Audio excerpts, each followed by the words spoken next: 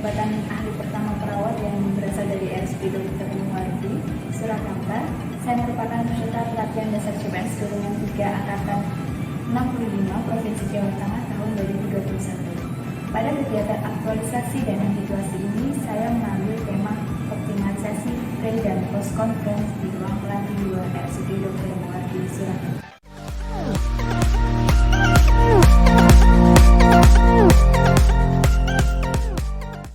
Selamat siang, nama saya Retno Tiawayuningsih. Saya mentor dari Mbak Nurmaya Subekti yang melakukan laser dengan judul optimalisasi pre dan post conference di ruang melatih 2 RSUD Dr. Muwardi.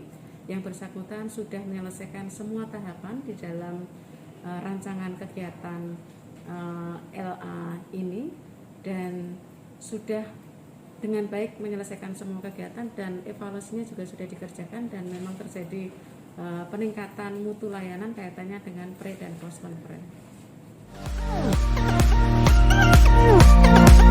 Untuk melakukan optimalisasi pre dan post conference, saya melakukan 5 kegiatan.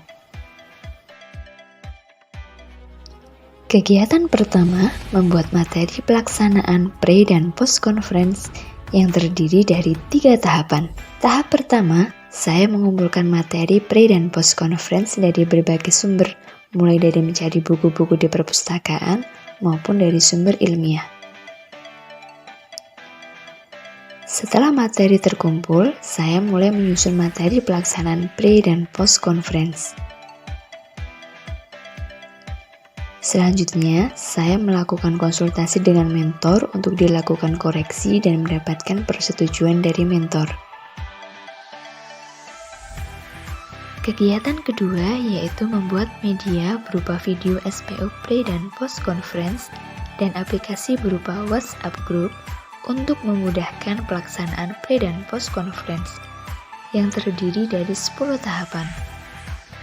Tahapan yang pertama, saya membuat skenario video SPO pelaksanaan pre dan post conference. Tahapan yang kedua, setelah selesai membuat skenario, saya melakukan konsultasi dengan mentor untuk mendapatkan arahan dan masukan dari mentor. Tahap ketiga, setelah skenario disetujui oleh mentor, saya meminta izin kepada kepala ruang untuk melakukan perekaman video SPO pelaksanaan pre dan post conference di ruang melatih 2. Tahapan keempat, saya menyiapkan alat dan bahan untuk pembuatan video dan juga melakukan koordinasi dengan pihak lain untuk membantu proses perekaman video.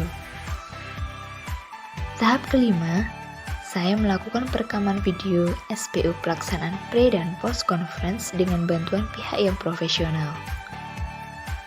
Tahap keenam, saya melakukan proses editing video dengan bantuan pihak yang profesional.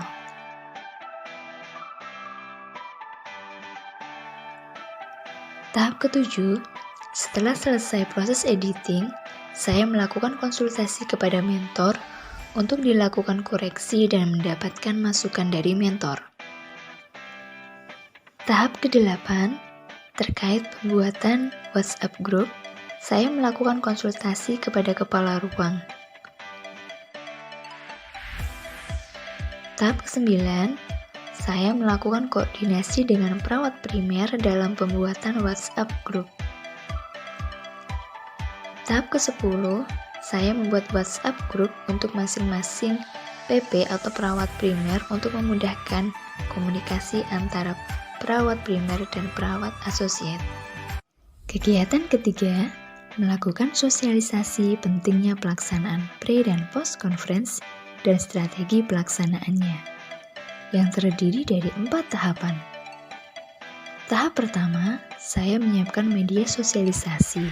Selain menggunakan video SPO pelaksanaan pre dan post conference, saya juga menyiapkan materi dalam bentuk PowerPoint.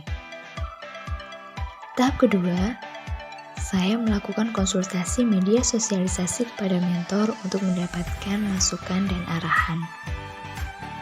Tahap ketiga, setelah media disetujui oleh mentor, saya menyiapkan undangan sosialisasi, daftar hadir dan not online sosialisasi, selanjutnya melakukan konsultasi dengan kepala ruang untuk menentukan kontrak waktu dan tempat. Tahap keempat, saya melakukan sosialisasi pentingnya pelaksanaan pre dan post conference dan strategi pelaksanaannya kepada rekan-rekan perawat.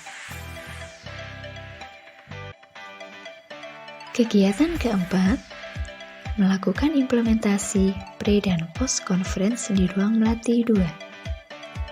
Terdiri dari 5 tahapan. Tahap pertama, saya awali dengan melakukan konsultasi dengan mentor terkait pelaksanaan pre dan post conference.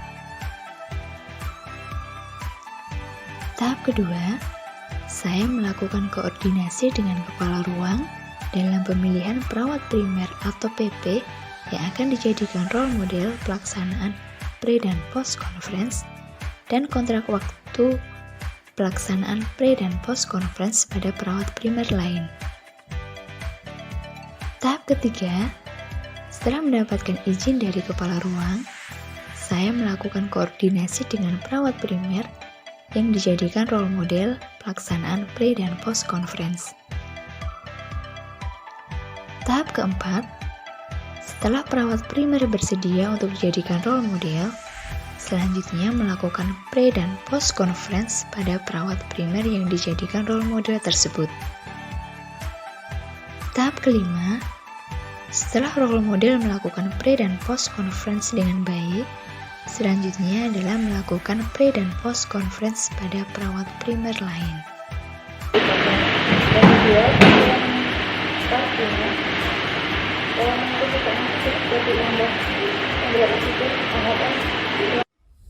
Kegiatan kelima yaitu melakukan evaluasi kepada perawat tentang pelaksanaan pre dan post conference yang terdiri dari 6 tahapan. Tahap pertama, saya menyusun lembar checklist observasi. Checklist observasi terdiri dari checklist observasi pelaksanaan pre-conference dan checklist observasi pelaksanaan post-conference. Tahap kedua, checklist observasi saya konsultasikan kepada mentor untuk diberikan masukan. Tahap ketiga, setelah checklist observasi disetujui oleh mentor, saya meminta izin kepada atasan untuk melakukan evaluasi pelaksanaan pre dan post conference kepada perawat di ruang melatih 2. Tahap keempat, saya melakukan evaluasi pelaksanaan pre dan post conference dengan menggunakan checklist observasi.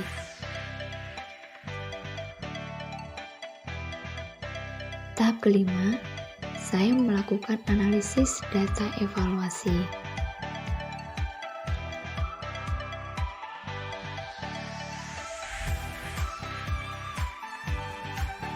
Tahap keenam, saya menyampaikan hasil analisis evaluasi kepada mentor.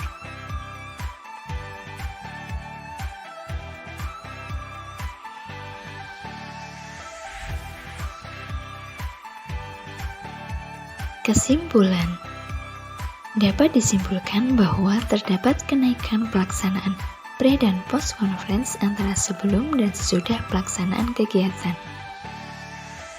Dengan pelaksanaan pre-conference naik dari 19% menjadi 80,73%. Sedangkan untuk pelaksanaan post-conference naik dari 0% menjadi 80,3%.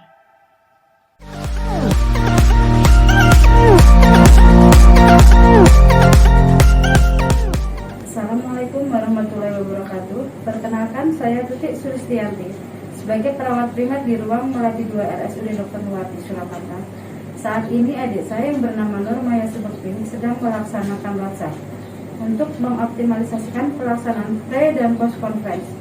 Dengan adanya pre dan post conference, maka pembagian tanggung jawab dan rencana asuhan keperawatan pada pasien menjadi lebih terorganisir dan pelaksanaan asuhan keperawatan pada pasien menjadi lebih baik juga. Demikian dari saya, semoga bermanfaat. Sukses selalu. Wassalamualaikum warahmatullahi wabarakatuh.